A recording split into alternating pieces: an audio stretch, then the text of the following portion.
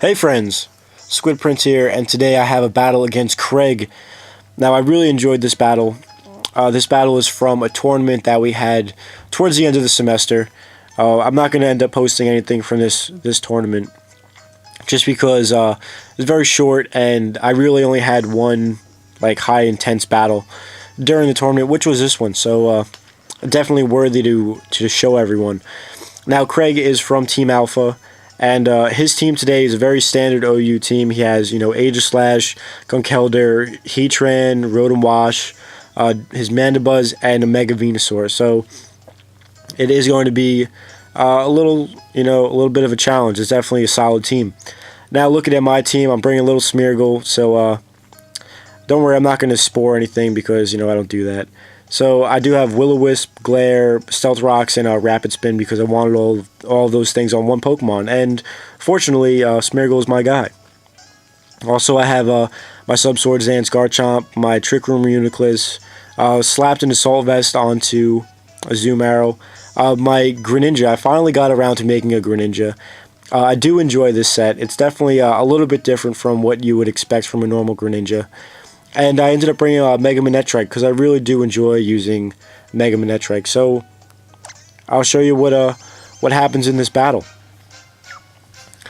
So now to lead off, I do enjoy my Smeargle because I don't want anything to break my sash, and I want to do a little shenanigans to start off. So now he's going to lead off with the Mega Venusaur. He's going to Mega on the first turn, which I do not blame him. I would do if I had the same opportunity. Now, with that being said, I'm going to end up going for a Will-O-Wisp just because I do want residual damage onto the Venusaur because it's just so bulky and, anything helps. Now, it is going to hit me with a Sludge Bomb. The Sludge Bomb is not going to be enough to bring me down to my sash. Also, I do not get poisoned from it, but I figured I may have an opportunity later on to use Smeargle, either as fodder or like a pivot point or whatnot. So I'm going to switch out into my Reuniclus. Unfortunately, he does crit me on the switch. So I was just like, meh. So now he's going to switch out, fearing my Psyshock. I'm going to end up going for a Trick Room, knowing that the Mandibuzz is going to come in. But like I kind of have like a semi-fear, not fear of Mandibuzz. It's kind of like when I set up a Trick Room and Tyranitar comes in. I do have Focus Blast to help me deal with it. However, in this situation, Focus Blast misses, and I am hit with a knockoff, which is going to hit off my my Life Orb. Now, with that being done, I didn't want to miss another Focus Blast. I wanted to get any kind of damage off, so I ended up just going for a Shadow Ball. I know it's not effective, and it was something better than nothing, in my opinion. So, Reuniclus, unfortunately, does not get to do a lot in this battle, and is going to be taken down early. Now, Mandibuzz is up. I need to get rid of Mandibuzz. So I figured, how about a Zoom Arrow? Let's get this little guy scared, force him out with the Play Rough. Now, Venusaur is going to come in. I was like, alright, I could do that, go for a big hit, see how much it does. I missed the Play Rough. And if it would have hit, I would have pivoted out into Smeargle and then switched into an appropriate switch. Unfortunately, without the damage, that pivot's going to happen anyway. Lollington is going to end up going down in an early round, in the 7th round to be specific. And now that's going to end up giving me a free switch to go into my Greninja.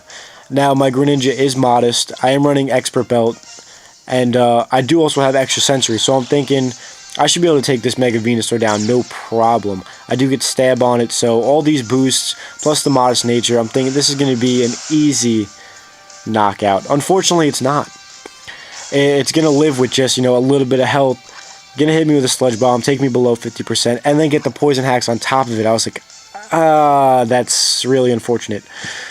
So the burn is going to end up taking out the Mega Venusaur, which is a really good pain that's out of my butt. And now what's going to end up coming in is the Aegislash. Now, what's a little funny about this situation is we were talking like after the battle. He's like, I should have shadow sneaked you. It would have been good to just get rid of you. And I would have preferred if he did, because I actually have a decent amount of HP invested into my Greninja. So I'm able to take the Shadow Ball, and with that being definitely a higher base, I definitely could have lived a Sneak Shadow from that range, and the stance change would have happened, and then the Dark Pulse would have taken it out. But unfortunately, that's not what happened. He ends up going for the Shadow Ball, and I do live it, but the poison will take me out after, and the Dark Pulse does take it down to about, I think it was like a quarter of health, approximately. So now I'm going to bring in Mega Manetrike. I want a Mega up here, just to get my Mega going. I want my speed boost, and I really want to start just going around, throwing Thunderbolts and Flamethrowers and stuff. Getting Intimidate off as well, which is always a nice thing on an Aegislash. Now, he's going to see what I want to do with the King Shield, raise his defenses back up and whatnot. So he sees I want to go for a Thunderbolt. I was a little reluctant to go for the Flamethrower, just for the fact that I know that he does have a Heatran. So he's going to end up switching out here, and he's going to go into the Heatran, predicting, either my Flamethrower, or he's going to, just eat up the Thunderbolt, regardlessly. So I end up giving him the Flash Fire boost. And now I need to get out, because this thing with a Flash Fire boost, I'm not exactly looking forward to. Now he's going to end up going for an Eruption, a full health Eruption with a Flash Fire boost onto my poor little Azumarill. Thank God I have the Assault Vest, or else that could have been really bad. So he's going to go for Protect as I go for Waterfall. I'm going to end up going for Waterfall again, just because Play Rough is resisted and whatnot, and he's going to Protect and now go into the Rotom. Now Rotom is going to completely eat up this Waterfall with no problem, and then just, put its health back with Leftovers. So it's pretty much like my Azumarill really didn't do a thing here. So I need to call him back, get him out of this little scenario that we're in, and we end up bringing in Strike. Now, my Manetrike, my plan here is, this Manetrike was more of like a revenge killing, and then like snag some boosts with a Charge Beam. So I do enjoy this set. I am going to end up going for some Charge Beams and try and boost myself up a little bit. I am confused, but hopefully I can break through the confusion and end up getting those boosts. So I am going to break through confusion on the first turn, and definitely get some solid damage for, I think, what was it, base 40 or something like that. Not a very strong move, but it does give me the boost is what I'm looking for. So he is going to go for a Discharge. It really is not enough to do anything relevant as of yet. And this Manetrike really doesn't have great stats, just because I did breed it for the HP Ice. Now, the second Charge Beam, I am going to get the boost again. So now I'm at +2. Another Discharge is coming in. And now I figure with +2, I should be alright. I'm just going to end up going for a good safe play here, and I'm just going to go for the Thunderbolt. I want to take out the Rotom and end up getting into whatever's going to come in next. Now, the next play, after, looking at the battle and figuring out what needed to happen, I could have probably went about this a little bit better. But now he's going to end up going for a King Shield, seeing that my Thunderbolt is there. And, I don't know, I'm still a little reluctant about doing the Flamethrower, just because I know the Heatran is still there. However, he's going to stance change and is going to end up going for a Shadow Sneak just to get some damage off on me. And, which it does do well. It's going to bring me down to about 15%. I was just going to go for the Flamethrower. I figured, it is what it is. I'm just going to let it happen. And now, the Aegislash is down. Now, what I'm fearing, I know the Conkeldurr is going to come in, because that Mach Punch is just, it's so obvious. And I kind of wish that I would have let, Garchomp take it, or, well, actually, yeah, I wish I would have switched out into Garchomp and let him take that hit. Just for the fact that the Garchomp really isn't extremely relative in this battle at this point. I really didn't realize that. I was really trying to keep it for the end of the battle. But I'm going to end up going for a Play Rough, and that is going to be enough to take out the Conkeldurr.